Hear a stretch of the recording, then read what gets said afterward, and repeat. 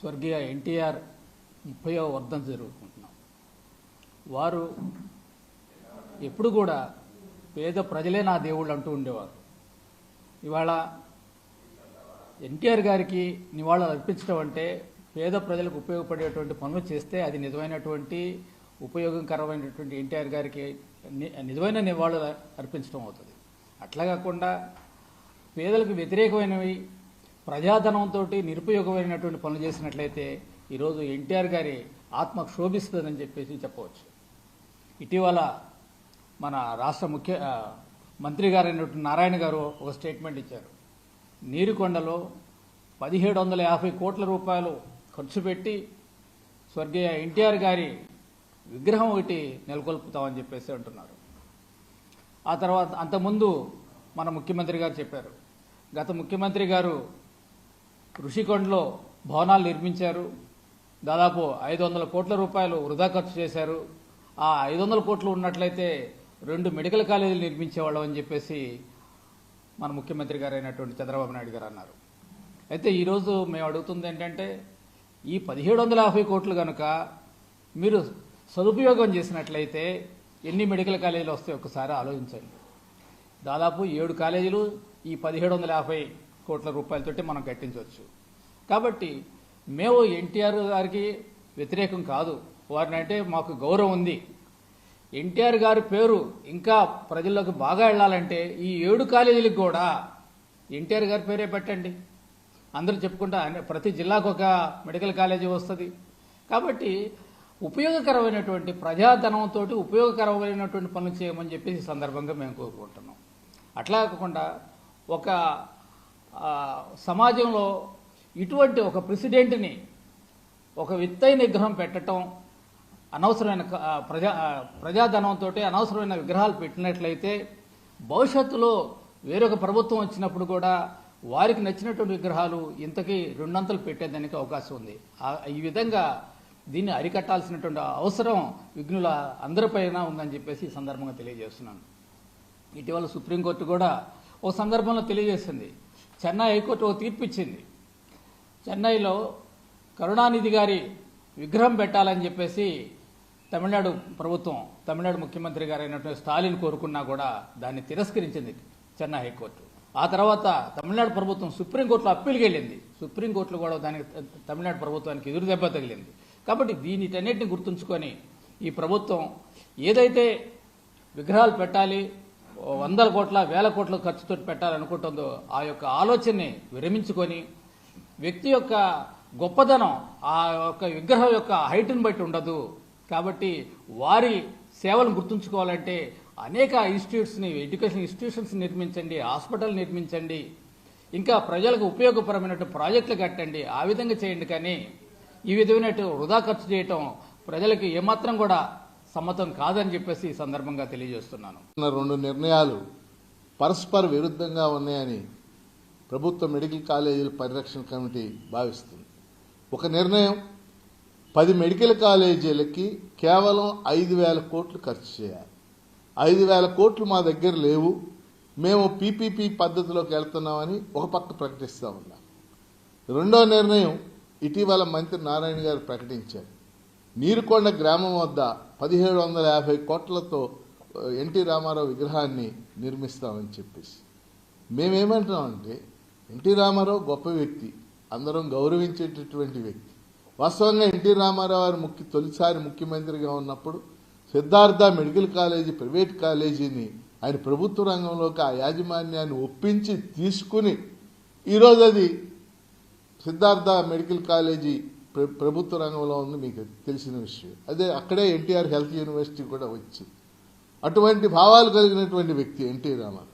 కాబట్టి ఎన్టీ రామారావుని గౌరవించడం అంటే పేద ప్రజల్ని, నిరుపేదల్ని గౌరవించాలి. నిరుపేదల కోసం ఏర్పాటు చేస్తున్నటువంటి ప్రభుత్వం మెడికల్ కాలేజీల్ని పీపీపీకి అప్పచెప్పి ఈ విధంగా విగ్రహాలకి ఇంత ఖర్చు చేయటం సమంజసం కాదని మేము భావిస్తూ ఉన్నాం. అందువల్ల ప్రభుత్వం నిర్ణయాన్ని పునరాలోచించుకోవాలి. పీపీపీ పద్ధతిలో ప్రభుత్వ మెడికల్ కాలేజీలని ఆ విధానాన్ని విరమించుకుని ప్రభుత్వమే ఈ 10 మెడికల్ కాలేజీలు కూడా పూర్తి చేయాలని చెప్పేసి మేము డిమాండ్ చేస్తాం. ప్రజాధనాన్ని, ప్రభుత్వ సొమ్ముని దాదాపు 1750 కోట్ల రూపాయలు ఒక విగ్రహం ఈ రాష్ట్రంలో నీరుకొండ పైన ఆ కొండపైన తీసుకురావడానికి ఖర్చు పెట్టాలని రాష్ట్ర ప్రభుత్వం భావిస్తూ ఉంది. ఇదే 1750 కోట్ల రూపాయలు మెడికల్ కళాశాలకి కేటాయిస్తే మిత్రులు డాక్టర్ ఆలా వెంకటేశ్వర గారు చెప్పినట్టుగా 7 మెడికల్ కళాశాలలు పూర్తవుతాయి. మంగళగిరి దగ్గర ఉన్న ఎయిమ్స్ లాంటి చాలా ప్రసిద్ధమైన సూపర్ స్పెషాలిటీ హాస్పిటల్ అయినా ఆ డబ్బుతో వస్తుంది. ఆంధ్రప్రదేశ్ అక్షరాస్యతలో 36వ స్థానంలో ఉంది. ఈ రాష్ట్రంలో ఉన్న నిరక్షరాస్యుల్ని అక్షరాస్యులుగా మార్చడానికి, లక్షలాది మందిని మార్చడానికి 1750 కోట్లు ఉపయోగపడుతుంది. ఈ రాష్ట్రంలో ఎస్సీ, ఎస్టీ, బీసీ హాస్టల్స్ అరకొర సౌకర్యాలతో సరైన మరుగుదొడ్డి లేక, సరైన రక్షిత మంచినీటి లేక ఇబ్బంది పడుతున్న పరిస్థితులు. ఈ రాష్ట్రంలో ఉన్న ప్రతి హాస్టల్కి దాని అభివృద్ధికి ఈ డబ్బు ఉపయోగించవచ్చు. ఈ రాష్ట్రంలో అతిపేదలు, చిత్తు కాగితాలు ఏరుకుంటూ జీవించేవాళ్ళు, రకరకాలుగా కనీస అవసరాలు కూడా పొందలేని వాళ్ళు కొన్ని లక్షల మంది ఉన్నారు. వారి యొక్క జీవన ప్రమాణ స్థాయి అభివృద్ధి చేయడానికి ఈ డబ్బును ఉపయోగించవచ్చు. ఒకవైపున ఈ 18 నెలల్లో 3 లక్షల కోట్లకు పైగా అప్పులు చేసిన ప్రభుత్వం ప్రతి నెల 6-7 వేల కోట్ల రూపాయలు అప్పులపై వడ్డీ చెల్లిస్తున్న పరిస్థితి. ఈ నేపథ్యంలో ప్రజల ధనాన్ని, పన్నుల రూపంలో ప్రజలు కట్టే డబ్బుని భారీ పెద్ద ఎత్తున విగ్రహాల కోసం ఖర్చు పెట్టడం అనేది మంచిది కాదు. ప్రపంచంలో మనం చూస్తే అమెరికా కానీ, చైనా, రష్యా, జపాన్ ఇలాంటి బాగా అభివృద్ధి చెందిన దేశాలు ఒక 100 మీటర్ల లోపు విగ్రహాలని కట్టారు. కానీ మనం 600 అడుగుల ఎత్తులో కొన్ని వేల టన్నుల కాంస్య విగ్రహాన్ని తీసుకురావాలని ప్రయత్నం చేయటం. ప్రపంచంలో అతి ఎత్తు అయిన విగ్రహం ఆంధ్రప్రదేశ్లో ఉండాలి, రాజధానిలో ఉండాలని కోరుకోవటం ఇది సబబు కాదని, ప్రజల డబ్బుని సక్రమంగా ఉపయోగించాలని కోరుకుంటున్నాను. స్వర్గీయ ఎన్టీ రామారావు గారు వారి అధికారంలో రాగానే పేదలను దృష్టిలో పెట్టుకొని ₹2 కిలో బియ్య పథకాన్ని తీసుకొచ్చి ఆ పథకం ఈ రోజు కూడా అమలవుతుంది. చాలామంది పేదలు స్వర్గీయ ఎన్టీ రామారావు గారిని వాళ్ళ హృదయాల్లో నింపుకొని ఉన్నారు.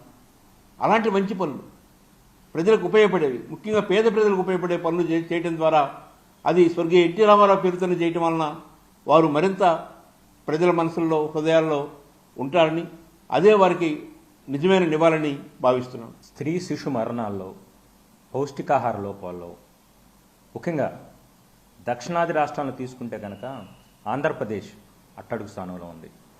అదేవిధంగా అక్షరాస్యతలో కూడా మనం వెనకబడి ఉన్నామనే సంగతి విదితమే. నేడు ప్రభుత్వం ఆ దిశగా నిధులు కేటాయించాల్సిన అవసరం ఎంతైనా ఉంది. విగ్రహాల విషయానికి వచ్చేసరికి ఇంతకుముందు లక్ష్మణరెడ్డి గారు చెప్పున్నారు, నాయకులు ఎవరైనా కానీ ప్రజల గుండెల్లో చిరకాలం ఉండేది ప్రజలకు ఉపయోగపడే పనులు చేసినప్పుడే. దానికి ప్రత్యక్ష సాక్ష్యం స్వర్గీయ ఎన్టీ రామారావు గారు. వారు ప్రవేశపెట్టిన కిలో ₹2 బియ్యం ఇప్పటి వరకు కూడా ₹2 బియ్యం వెనకతోటనే టక్కున మనకు గుర్తొచ్చేది ఎన్టీ రామారావు గారి. అదేవిధంగా ఆరోగ్యశ్రీ తీసుకున్న, 108 తీసుకున్న, ఫీజు రియంబర్స్మెంట్ తీసుకున్న టక్కున వైఎస్ రాజశేఖర రెడ్డి గారు గుర్తొస్తారు. సో ప్రజలకి ఉపయోగపడేలా, ప్రజల గుండెల్లో చిరకాలం ఉండేలా ఇలా ప్రజా ప్రయోజన కార్యక్రమాలు ప్రభుత్వాలు చేపట్టాలి. మరో చక్కటి ఉదాహరణ కూడా చెప్తా.